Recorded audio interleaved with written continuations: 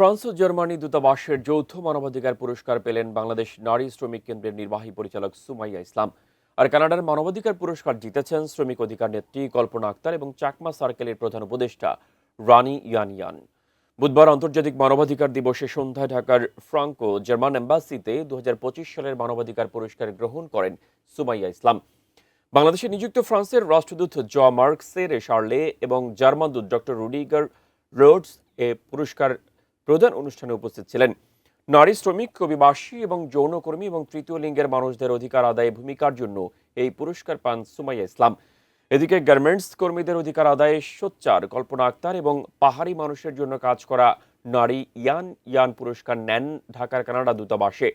High commissioner Ajit Singh দুইজনের হাতে সম্মাননা তুলে দেন।